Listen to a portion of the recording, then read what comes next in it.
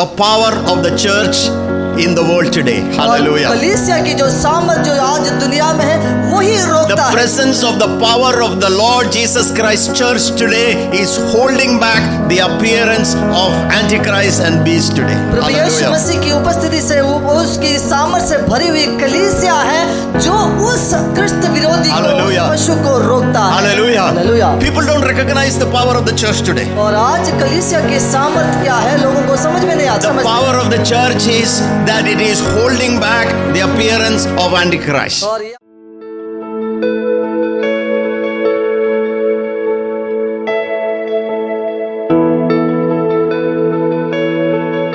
It is so important for us to understand the future. ये हमारे लिए बहुत महत्वपूर्ण है कि हम भविष्य के बारे में समझें। What is written in the scripture, all those things are going to be fulfilled.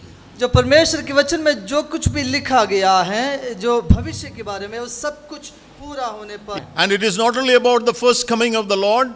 You know, we have ample scriptures, lot of scriptures, both in the Old Testament and the New Testament, talking about the future thing, what is yet to come. और ये सिर्फ प्रभु यीशु मसीह की पहला आगमन का ही बात नहीं, पर जो परमेश्वर के वचन में इतनी ज्यादा वचन हैं, जो आयतें हैं, जो पद हैं, अध्याय हैं, जो आगे की आने वाले दिनों के बारे में बताते The हैं। reason why Paul wrote this 2 Thessalonians is because some of the believers in the church got confused about the coming of the Lord Jesus. और इस मुख्य एक कारण है जो पौलुस ये थिस्सलुनीकी पत्री दूसरी पत्री लिखी, विशेष ये दूसरा अध्याय, विश्वासियों में से कई लोगों को इस प्रकार की कई चिंताएं थे, असमंजसताएं थी कि आने वाला दिन क्या होगा। They did not really understand what Paul taught them about the coming. और पौलुस ने उनको क्या सिखाया प्रभु की दोबारा आगमन के विषय पर, वो उनको समझ में नहीं आया। And some of them said that Paul has taught us that Jesus has already come and he has come and gone and we enter into the new age. You know, even that many people have believed. कुछ लोग इस प्रकार भी कह रहे थे, पौलुस ने हमें इस प्रकार सिखाया कि प्रभु यीशु मसीह की दोबारा आगमन तो हो चुका है,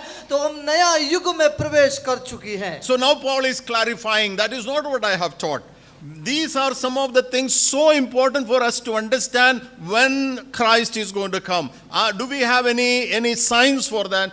And of course we have learned a lot of things, but in this chapter there are few things so important for us to recognize. लेकिन पौलुस इस बात को कह रहे कि मैं वही बात नहीं कह रहे थे आप लोगों को परमेश्वर की दोबारा आगमन के विषय पर, इसके विषय पर हमने कई बार चर्चा कर चुके हैं। क्या उसका चिन्ह क्या होगा, उसके क्या कुछ ऐसी बातें हैं जो हमें समझना है। So he says don't let anyone deceive you by saying that he has come or he is going to come at a certain time or a place or anything.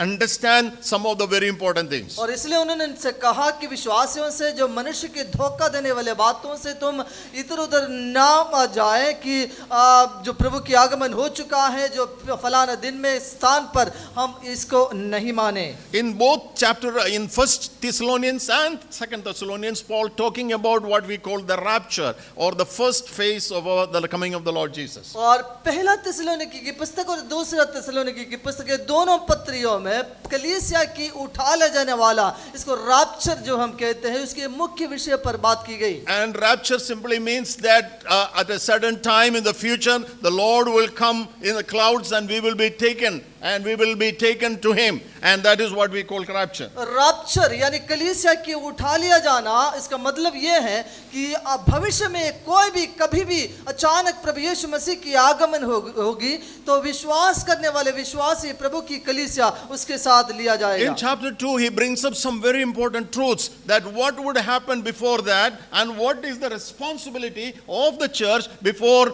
it is going to be taken up. और इस दूसरे अध्याय में विशेष रूप में पौलुस ने इस बात को कहा कि प्रभु की दूसरे आगमन के पहले यानी कलीसिया के उठा लिया जाने के पहले कुछ महत्वपूर्ण चिन्ह और वस्तुताएं क्या होगा और हमारी उत्तरदायित्व क्या होगी कलीसिया के रूप में। And we read that in verse 3, don't let anyone deceive you in any way, for that day will not come until the rebellion occurs and the man of lawlessness is revealed, the man doomed to destruction. और तीसरी आयत आप देखिए, किसी रीति से किसी के धोखे में ना आना, क्योंकि वो दिन न आएगा जब तक धर्म का त्याग ना हो ले और वो पाप का पुरुष अर्थात विनाश का पुत्र प्रकट ना हो. And it says, until the man of lawlessness is revealed, this would not happen. ये जो शब्द हैं, जो बातें हैं, जो तीसरी आयत में लिखी गई, कई आप में से कई लोगों को मालूम होगा, लेकिन मेरे लिए कुछ कठिन रहा इसको समझने के लिए. जब पाप का जो पुरुष, जो विनाश का पुरुष जो कहते हैं, पुत्र कहते हैं, वो कौन है, क्या है, समझने में. It says there will be rebellion occurs. और उसमें उन्होंने कहा कि विद्रोह होगी Are you उस with समय me? पर. So there is a rebellion occurs. You know, what is the rebellion? He talks in the following words, and then the man of lawlessness will come. और उन्होंने कहा कि जो बड़ी अस्थिरताएं और विद्रोह होगी, तब पाप का पुरुष और उपद्रव की पुरुष ये प्रकट होने वाला Who है. is this man of lawlessness? और ये जिस व्यक्ति की हम बात कर रहे हैं, वो है कौन? I mean, there are a lot of interpretation about this words. और इस वचन के ऊपर काफी जो चिंताएं वचन है, चर्चाएं हैं और इसकी व्याख्या है. A lot of people thought that this was talking about in the history some political figures, some kings who were ruled, who were persecuting the Christians, was this man of और lawlessness. कुछ लोगों की कहना इस प्रकार था कि जो विनाश का पुत्र, जो पाप का पुरुष जो कह रहे थे, वो जो इतिहास में आए कोई राजा महाराजा हो सकते हैं, या राजनीति की बड़ी बड़े लोग हो सकता है, जो मसीहों को उपद्रव और उसको सताव में लगे. It says in verse 4, he will oppose and will exalt himself for everything that is called God. और कारण ये था, चौथी आयत में हम पढ़ते हैं, क्योंकि वो व्यक्ति जो विरोध करता है और हर एक जो ईश्वर या पूज्य कहलाते हैं, अपने आप को बड़ा ठहराता है, वो इस प्रकार लिखा है. And he set himself up in God's temple. और लिखा है कि वो खुद वो परमेश्वर के मंदिर में बैठकर अपने आप को बड़ा कहेगा. Even he himself will proclaim to be God. और वो अपने आप से कहेगा कि मैं खुद ईश्वर हूँ. We are reading the scripture. This is to happen in the future. और हम परमेश्वर के वचन पढ़ रहे हैं, ये भविष्य में कभी होना Paul है. says, he says, you're talking about the coming of Christ and everything, something had to happen before that event to take place, and this is one break event to happen. और पौलुस हमसे कहते हैं, जो कलीसिया को उठा लिया जाने वाला, यानी प्रभु यीशु मसीह की दोबारा आगमन से पहले कुछ ऐसे मुख्य घटनाएं होगी जो हमें समझना है. ये सब है जो प्रभु के वचन कहता है. So what is about this man of lawlessness? और ये पाप का पुरुष जो हम विनाश का पुत्र जो कहते हैं, कौन, ये क्या है? He is a man of destruction. और ये विरोध करने वाले, नाश करने वाला होगी. His desire is evil, his desire is destroy और everything. उनकी एक ही मकसद है, एक ही इच्छा है कि जो बुराइयां, जो अधर्म को फैलाए. He is opposed anything about God and any activity about God. और जो ईश्वर कहलाते हैं, परमेश्वर की जो सत्य की विरुद्ध में जो कुछ भी है, उसके विरुद्ध कहना करना उसका काम है. Even he would like to sit in the temple and to be worshipped. और ये खुद ये भी चाहते हैं, मंदिर में बैठकर वो आराधना चाहते हैं, इसको खुद अपने आप को ईश्वर कहते हैं. Even when you come down in verse 9 onwards, it says, he will use all sorts of displays of power through signs and wonders. और 9वीं आयत आप देखिए, वो व्यक्ति हर प्रकार की चिन्ह, सामर्थ, अद्भुत कार्य को करते रहेगा, ताकि इस बात को साबित करे कि वो ईश्वर है. And all the ways that wickedness deceives those who are perishing, और ये सारे इस प्रकार की जो बुराइयां, जो गलत बातें करते हैं, जो विनाश की ओर लेके जाएगा, विनाश He कर लेगा. brings up a lot of lies that people can believe. और कई बातें, झूठ की बातें वो कहते हैं और उससे लोग उसको मान लेंगे. This is important for us to understand, because as he going to speak down, he says the same spirit of this man of lawlessness is seen even today. और ये हमें समझना बहुत महत्वपूर्ण है. पौलुस आगे लिखते हुए हमसे कहा, ये जो आत्मा है, जो विरोध की है, जो पाप का है, विनाश का है, अभी भी हमारे बीच में है. If you go to the book of Revelation and study in chapter 13 as well as in chapter 19, we will see in these two chapters a great revelation about this man of lawlessness, who is called the Antichrist. और जब प्रकाशित हुआ कि इसकी 13वीं अध्याय और 19वीं अध्याय आप ध्यान से पढ़िए, उसमें इस पुरुष की दूसरे शब्द से उसको पुकारा गया, क्रिस्त विरोधी कहते हैं, एंटी क्राइस्ट कहते हैं। Turn with me to chapter 13 of Luke, Revelation. और रेवलेशन यानी प्रकाशित वाक्य उसके 13वें अध्याय में आप आइए। You can read that chapter later. He is called a beast there in that chapter. और ये अध्याय को आप बाद में पढ़िएगा, उस अध्याय में उसको पशु कहलाया गया। This is all talking about the end times. और ये सब अंत की दिनों की बात कही, Very end times. और अंत की दिन। That is the reason I said everything is written in the scripture about the future. और इसलिए मैंने कहा कि जो परमेश्वर के वचन में भविष्य की अंत की दिन के बारे में सब कुछ लिखा Things are not going to happen as our leaders are going to say.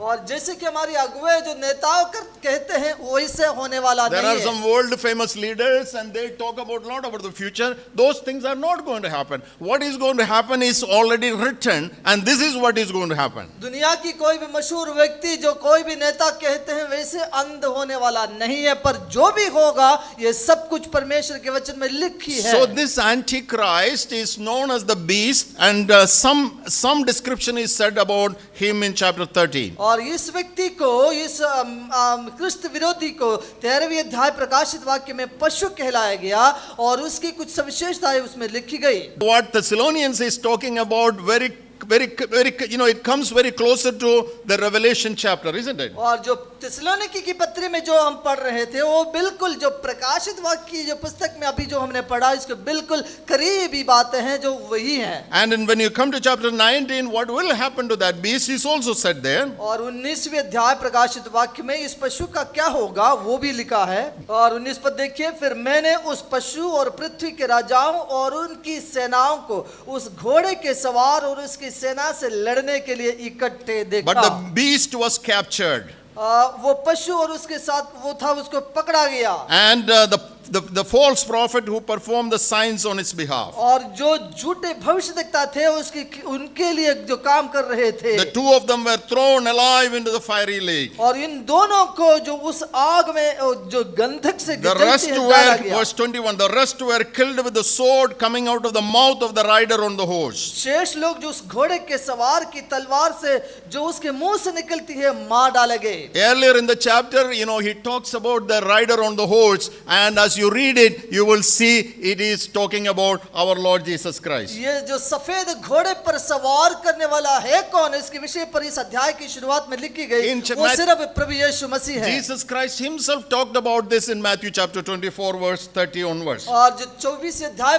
मत्ती रचित सुसमाचार उसकी 31वीं वचन के आगे प्रभु यीशु मसीह खुद इस बात को talks कहा। about this Antichrist. This talk about this man of lawlessness. This talk about the beast. He will bring up a lot of signs, and many people will believe. A lot of signs and wonders. All those things Jesus also prophesied in Matthew chapter 24. और मत्ती रचित सुसमाचार 24वें अध्याय में प्रभु यीशु मसीह खुद इसके बारे में भविष्यवाणी कहते हुए कहा, ये पशु कौन हो सकता है और ये कौन सी चिन्ह और चमत्कार दिखाने वाला है, किस तरह लोगों को भरमाएंगे, झूठी बातों पर ले जाएंगे। Okay, so the first thing that we are learning is about the appearance of the man of lawlessness. और जो सबसे पहली बात जो आज जो हम सीख रहे वो ये है कि जो पाप का पुरुष, जो विनाश का पुत्र, जो क्रिस्त विरोधी, उसकी जो appearance This is about the future we are talking about. और इसके बारे में हम कहते हैं This will happen. This person will come. और ये आएगा जो भविष्य में एक दिन। He is called beast. He is called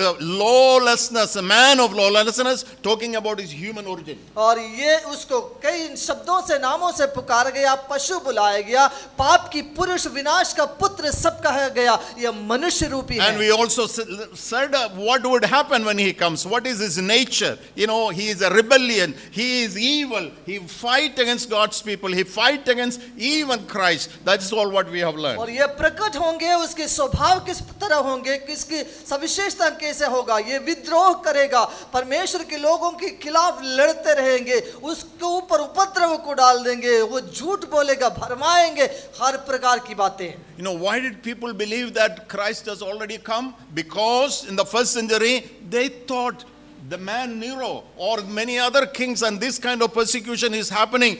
this man of lawlessness already come. That means Christ has already come. और जैसे कि मैंने कहा कि कई लोगों ने यह विश्वास किया प्रभु यीशु मसीह दोबारा आ चुके हैं। ये इसे क्यों विश्वास किया?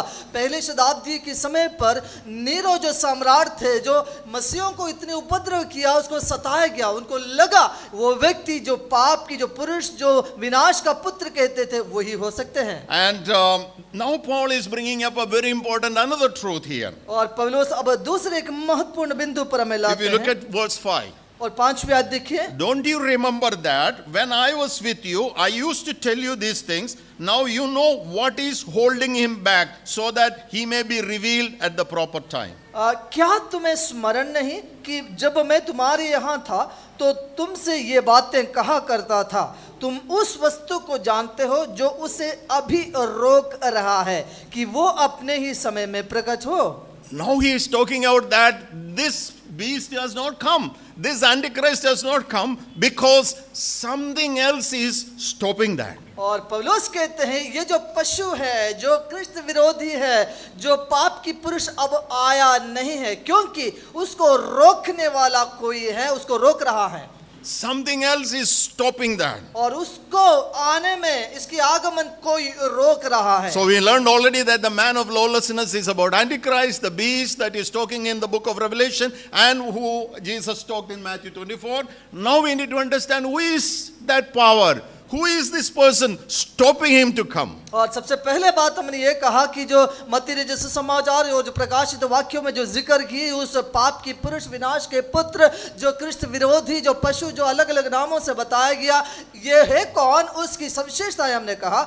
अब दूसरे बिंदु हमें समझना है, वो कौन है वो व्यक्तित्व जो इसकी आगमन को रोकता है। And as we read, we saw that as soon as this, what he says, something that is stopping is removed and moved away, this will appear. This lawlessness, the man of lawlessness will और appear. अब पौलुस कहते हैं जो ये रोकने वाला जब भी हट जाएगा, जो निकल जाएंगे, तुरंत ये कृष्ण विरोधी जो पाप का पुरुष प्रकट होंगे। Now we need to understand who is this person, who is this power, what is he talking, which holding back this lawlessness, the man of lawlessness to appear. और अब हम समझे कि ये व्यक्ति, ये सामर्थ कौन है या क्या है कि जो पाप की उस विद्रोही को रोकने वाला है, उसकी आगमन को वहां बाधाएं रखी हैं। Something is stopping today. और आज कुछ तो उसको रोक रहा है। Hallelujah. Hallelujah. I know many of you know that, but what do you think? Who is this power? Who is stopping this power of this evil,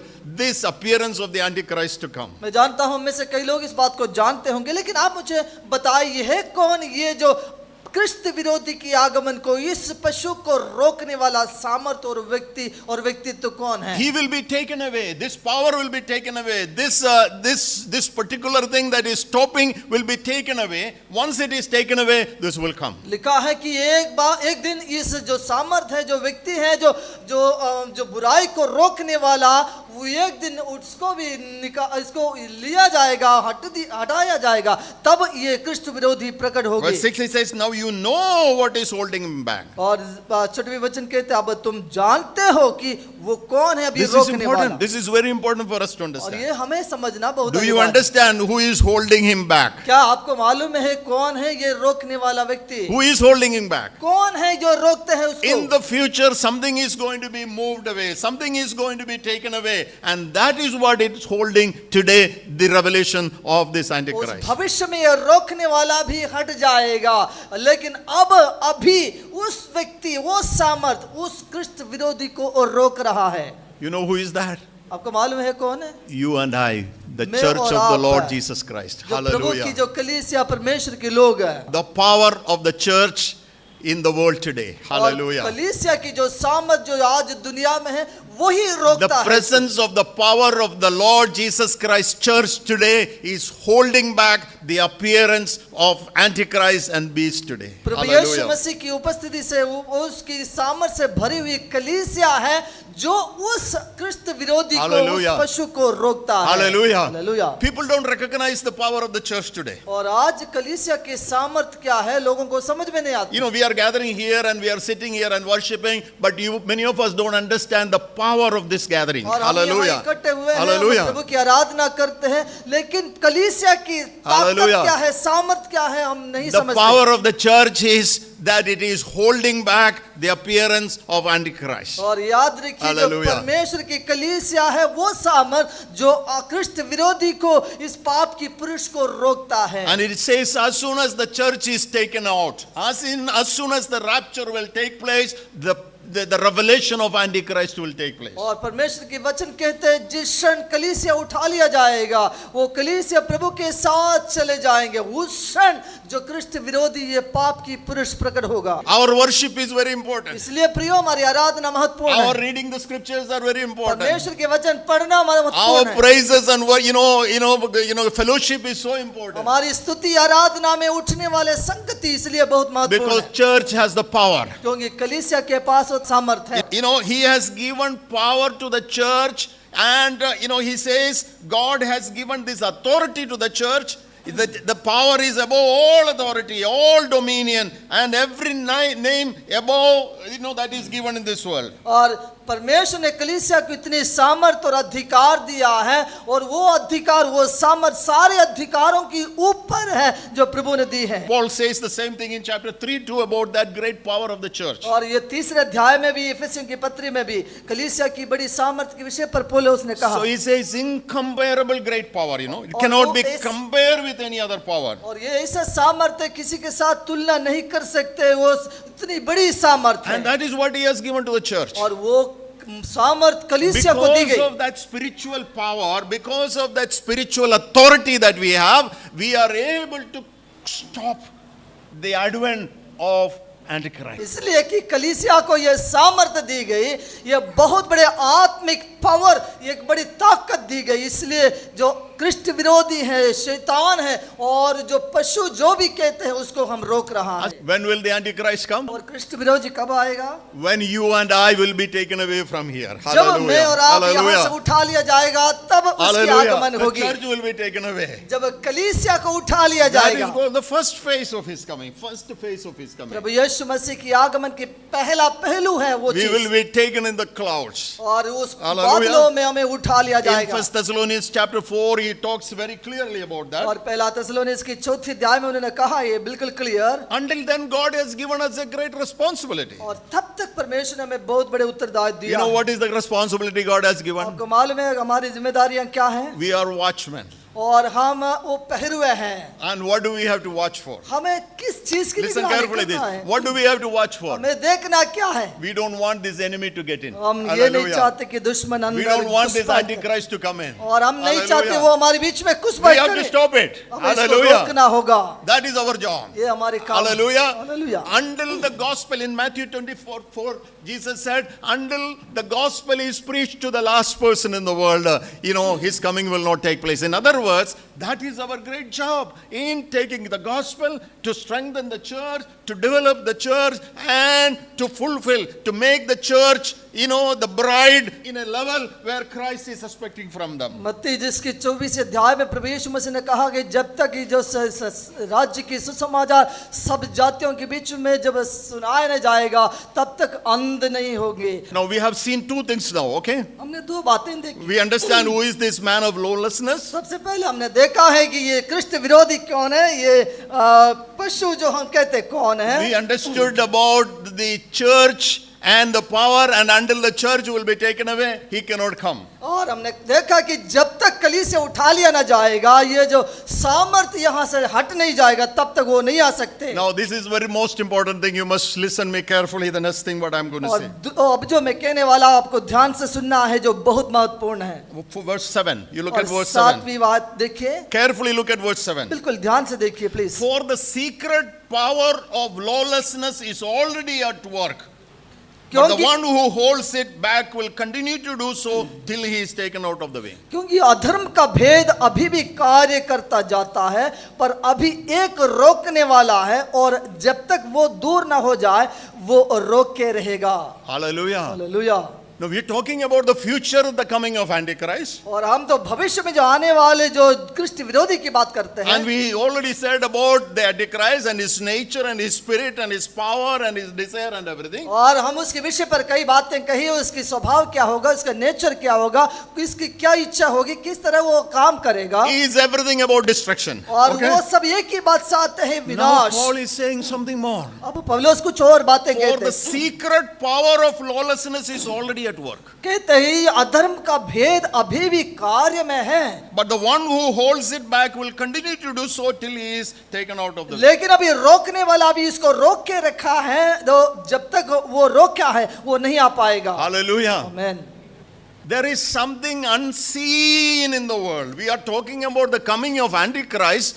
Physically, a man will come, a power will come, a ruler will come who is called the beast or any other name, is called 666 or whatever it is. But he is saying the secret power of the Antichrist is working even today. और हमने कहा कि जो क्रिस्त विरोधी एक मनुष्य के स्वरूप में, स्वभाव में, जो जिसको हम अलग अलग नाम से पुकारते हैं, पाप की पुत्र या पुरुष कहते हैं, या 666 जो नंबर के रूप में जो इसको जाना जाता है, और जब वो भौतिक रूप में आने से पहले ही उसकी जो आत्मा, जो भेद है, जो क्रिस्त विरोधी की अभी भी कार्यरत है। This is dangerous, isn't it? ये बड़े खतरे में है। Something is working even today in the world. और आज भी दुनिया में कुछ तो कार्य कर रहा है। And what is that? The spirit of Antichrist is और वो working. क्या है? वो क्रिस्त विरोधी की The आत्मा secret है। power, the secret power of Antichrist is और उसकी working. भेद, उसके रहस्य, उसकी आत्मा आज भी Now Paul कार्यरत है। says that the church should recognize this. और Hallelujah. पौलुस कहते हैं कलीसिया को ये बात समझना होगा। And the only body in the world who can understand about the secret power of Antichrist is the church. जो क्रिस्त Hallelujah. विरोधी की जो सामर्थ को, जो आत्मा को समझने लायक अगर कोई इस Hallelujah. धरती पर है, Hallelujah. तो वो सिर्फ कलीसिया है। And if we are also blind, that the power would take over, and that is what is happening around. और जब हम अंधे हैं, हम इसको देख नहीं पा रहे हैं, तो वो कार्य कर रहा है, यही बात आज होती Do है। you see this power working along, around us? क्या आपको दिखाई दे रहे हैं ये जो सामर्थ्य, जो आत्मा कार्य करते हुए? Do you see that in your working place? और आपकी कार्य क्षेत्र में आपको Do दिखाई you see देता है? this working in our nation? और हमारे देश में कार्य करते हुए आपको Do you देखा? see that working in war and trouble with nation to nation, tribe to tribes? और देश देश के विरोध में जो जाति जाति के बीच में जब लड़ते हैं, तो आपको दिखाई देते हैं जो क्रिस्त Killing and विरोधी की destroying आत्मा, people? Killing and destroying जो people? लोगों को आपस में जो मारते हुए खत्म करते That हैं। is what Paul is saying, the secret power of the man of और lawlessness. यही चीज पौलुस ने कहा कि जो पाप की पुरुष है, जो विद्रोही है, उसकी आत्मा है। The Bible talks about this power, this secret power in different words in different places. और अलग अलग जगहों में अलग अलग नाम से परमेश्वर के वचन इसको जिक्र किया गया, बताया गया। In 1 John chapter 4, he talks about the spirit of Antichrist. और पहला यूहन्ना इसके 4 अध्याय में इसकी क्रिस्त विरोधी की आत्मा कहा गया। The spirit of Antichrist. और क्रिस्त विरोधी की आत्मा, Antichrist will come, but the spirit is working now. और Okay? वो तो आएगा, लेकिन उसकी आत्मा अभी भी काम And then पर in है। 1 John, he talks about, chapter 2, verse 4, 2 to 3. This is the spirit of the Antichrist, which you have heard is coming, and even now is already in the world, who does not acknowledge Jesus, not from God. और जो जैसे कि दूसरे पहला यूहन्ना के पत्र इसके दूसरे अध्याय में उन्होंने कहा, जैसे मैंने कहा, क्रिस्त विरोधी ऑलरेडी पहले से हमारे बीच में है और आज भी हमारे बीच में कार्यरत है, उसको हमें समझना होगा। And what is his main work? उसका मुख्य कार्य है The क्या है? secret work, the secret work. वो बिल्कुल रहस्यमय कार्य To करते हैं। make people not to believe in the Lord Jesus और Christ. उसका Hallelujah. काम सबसे पहले ये है कि जो लोग प्रभु मसीह में विश्वास Spirit न that does करें, not acknowledge Jesus is not from God. और ये उसके Hallelujah. काम है You see? कि लोग विश्वास ना करें कि प्रभु यीशु मसीह परमेश्वर की ओर से है। He is okay if you accept Christ and he says he's a prophet, he is this and that, he is okay, but the Spirit will not allow him to be called God. और यदि आप इतना कहे कि यीशु मसीह की हाँ हमने देखा है, वो भविष्यद्वक्ता है, इतने में तो ठीक ठाक है, लेकिन ये क्रिस्त विरोधी की आत्मा यीशु को कभी प्रभु मानते हुए परमेश्वर Hallelujah. कहने में आपको रोकेगा। What is the church to do? कलीसिया को करना क्या है? Declare that Jesus Christ is the Lord. हमें इस बात की Hallelujah. बखान करना है कि Hallelujah. प्रभु यीशु ही प्रभु है Declare that he is और God. वो Hallelujah. परमेश्वर है, इसकी घोषणा में How करना many of है। you believe that Jesus Christ Christ is God. और आप में से Hallelujah. कितने लोग विश्वास करते हैं I Yeshu know he if you have प्रभु है? 4 hands, you would have raised the hands, and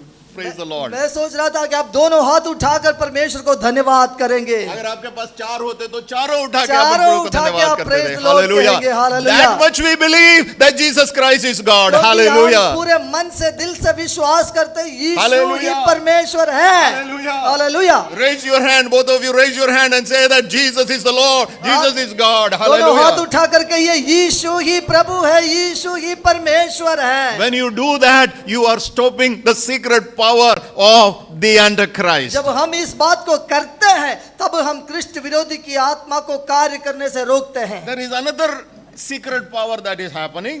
और इसकी आत्मा की दूसरा रहस्यमय In कार्य 1 John chapter 4 verse 1 he says there are many false prophets have gone into the world. और ये जो चौथे अध्याय की पहले वचन में पहला यूहन्ना इसमें लिखा है अब कई जो इसे भविष्यवक्ताएं निकली हैं जो उसकी आत्मा से उसी आत्मा से the spirit of Antichrist many false prophets has come. झूठी भविष्यवक्ता है उसी की आत्मा से भरी हुई लोग In 1 निकले। Timothy chapter 4 verse 1 he says teachers of falsehood are spreading the doctrine of demons. और जो पहले तिमोथी में उन्होंने कहा कि जो झूठे जो उपदेशक निकले हैं जो शैतान की शिक्षाओं को फैलाते Now हैं। we are talking about secret power, isn't it? हम इस रहस्यमय इसकी सामर्थ्य की बात It करते comes हैं। very secretly. वो बिल्कुल जो चतुराई से आते हैं Looks at everything good, brother, sister, और ये इसे भाई बहन बोल के आएंगे But their desire is to preach the teaching of the demons. लेकिन वो धोखा देते हुए झूठी शिक्षाएं झूठी बातें False आपको कहेगा। prophets.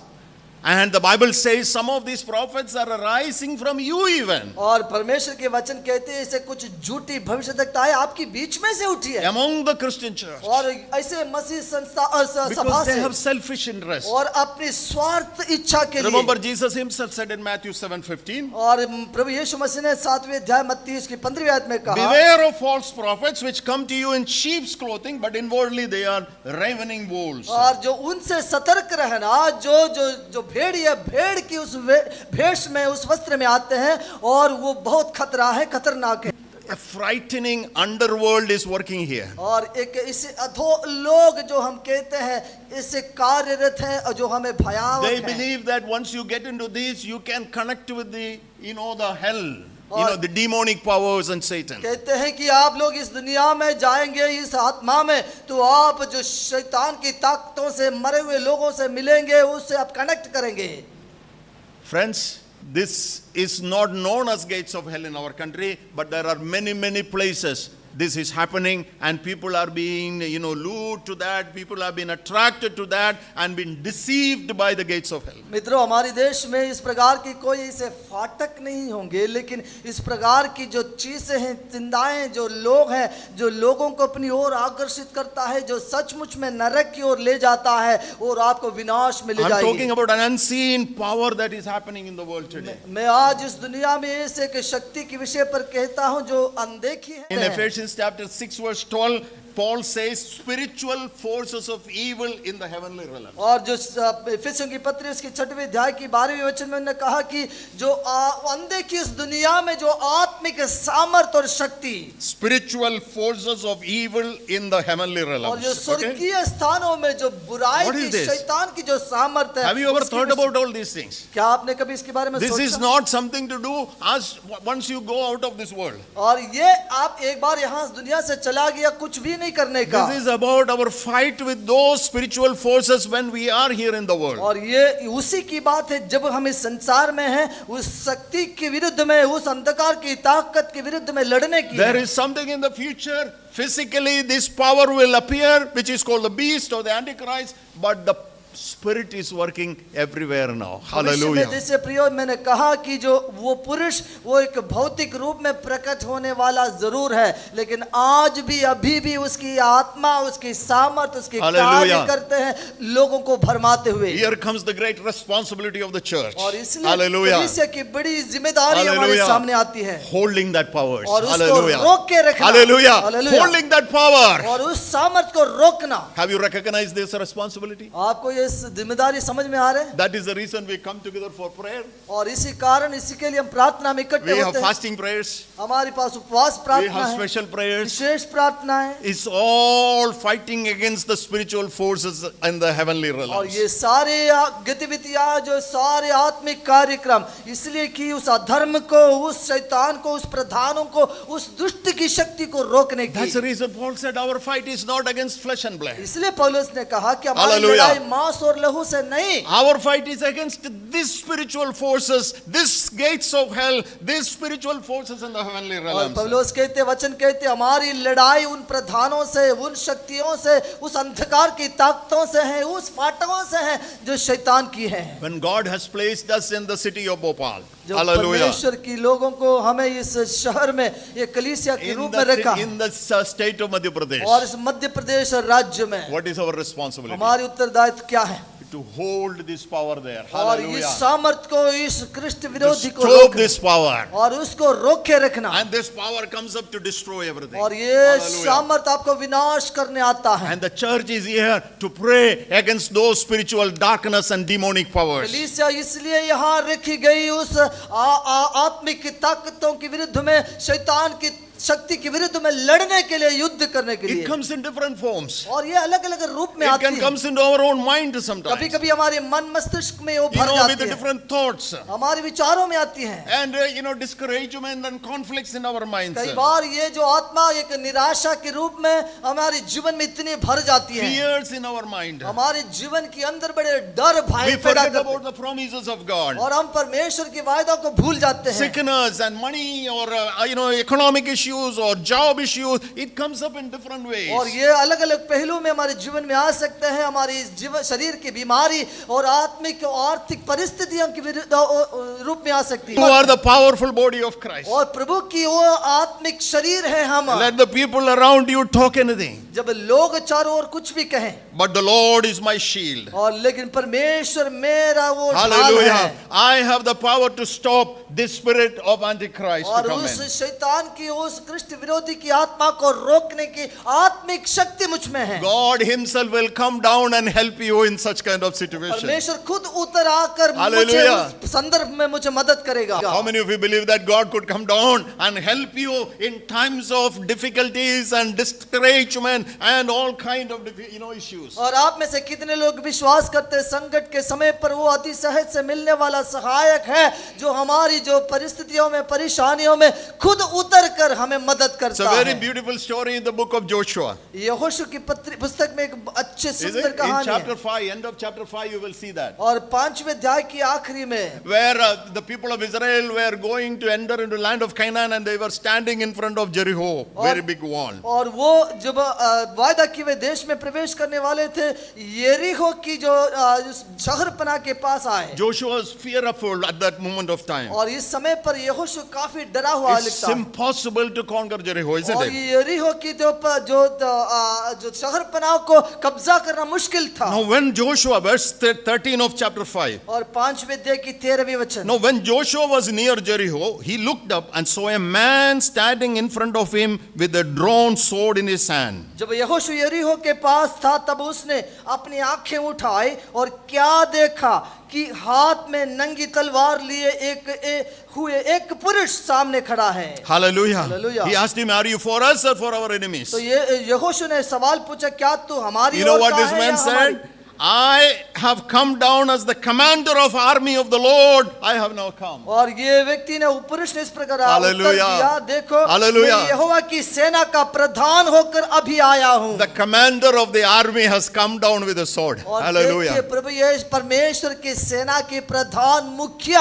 अपनी तलवार से लेकर हमारे बीच We में। already read in the book of Revelation, when this Antichrist will come, the sword of God will come out of the mouth of the rider who was sitting on the on the right, in the horse. He will fight against this Antichrist. हम प्रकाशित वाक्य की पुस्तक में already हमने पढ़ चुका है, जब ये कृष्ण विरोधी और उस दुष्ट पशु को जो खत्म करने के लिए जो घोड़े पर सवार, उसके मुंह से निकलने वाला दो धारी तेज तलवार उसको हमेशा के लिए खत्म कर देगा। Hallelujah. Hallelujah. I want to tell you that sword is available even today. और मैं Hallelujah. आपसे कहना देना चाहूंगा, Hallelujah. वो तलवार आज हमारे How लिए many of you उपलब्ध can है। believe that in your times of discouragement, in time of distraction, the same sword literally is going to come at that time, but in spiritually it can come to you when you are in trouble today. और आज आप Hallelujah. में से कितने लोग Hallelujah. ये विश्वास करेंगे, Hallelujah. जब मैं कष्ट Amen. और संकट से गुजरूंगा Hallelujah. तब परमेश्वर की Amen. तलवार, Amen. उसकी उपस्थिति, उसकी और Hallelujah. सेना की प्रधान मेरे लिए उतर आएगा। हाँ, Hallelujah. भविष्य में एक दिन मैं उसको देखूंगा, लेकिन It's so आज भी वो difficult. आते हैं। It's so difficult to fathom how we can encroach this whole big Jericho. और ये सारी बातों को समझना और उसको नापना हमारे लिए मुमकिन नहीं है प्रियो। But the commander of the army is coming down. देखो, Hallelujah. परमेश्वर यहोवा की सेनाओं का commander of यहोवा the की earth is coming. प्रधान आती है He knows the spirit is working. और इसको मालूम है वो आत्मा It कार्य works to करता है destroy human beings. और उनको मालूम है मानव जाति को नाश करेगा Destroy the the tribes and nations and people around. और जातियों को, जो देशों को और राज्यों Hallelujah. को नाश करेगा, ये बात उनको मालूम है। But he has kept us a powerful entity which is called the church who can stop that. Hallelujah. लेकिन परमेश्वर ने Hallelujah. हमें ऐसे का Hallelujah. सामर्थ रूपी एक Hallelujah. बड़ी एक चीज हमारे जीवन में दिया Amen. है। Hallelujah. एक मुख्य चीजों में हमें जोड़ा है, Hallelujah. उसका नाम है कलीसिया। Something unseen happening in your personal life. याद रखिए आपकी Hallelujah. व्यक्तिगत रूप में जो अनदेखी कुछ Hallelujah. अद्भुत सामर्थ कार्य कर रहा I know है। if I give you time, many would testify how God has worked in your life and given you deliverance because you have come into the presence of God. और Hallelujah. मुझे मालूम है, यदि मैं आपको समय देता तो आप में से कई लोग खड़े होकर परमेश्वर आपके जीवन में कैसे Hallelujah. कार्य किया,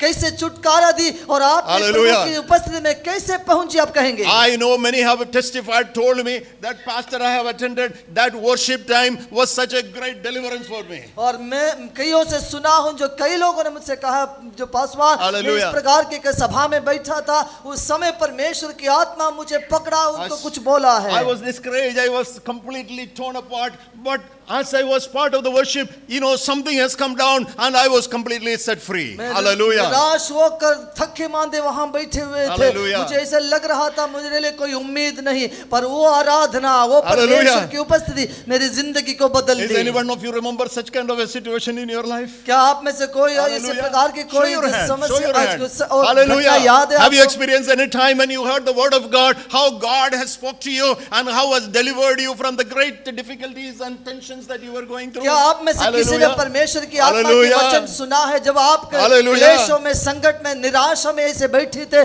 जो परमेश्वर की धीमी आवाज आपके कानों में गूंजी? That is the power of the church. इसको हम कहते हैं Hallelujah. कलीसिया की सामर्थ्य। Fellowship and coming together and singing together and working together. Hallelujah. That will deliver you. Hallelujah. जो एक साथ मिलकर हम इकट्ठा होना, संगति Hallelujah. करना, स्तुति गान गाना, Hallelujah. परमेश्वर के साथ आराधना करना, वही है आत्मिक सामर्थ्य जो हम कह रहे Hallelujah. हैं। The sword of the Lord will come down and destroy the power of the enemy. याद Hallelujah. रखिए परमेश्वर की वो तलवार हमारे Amen. लिए आएगा, जो Hallelujah. शैतान की हर एक आत्मा, Hallelujah. उसके सामर्थ को खत्म Hallelujah. कर लेगा।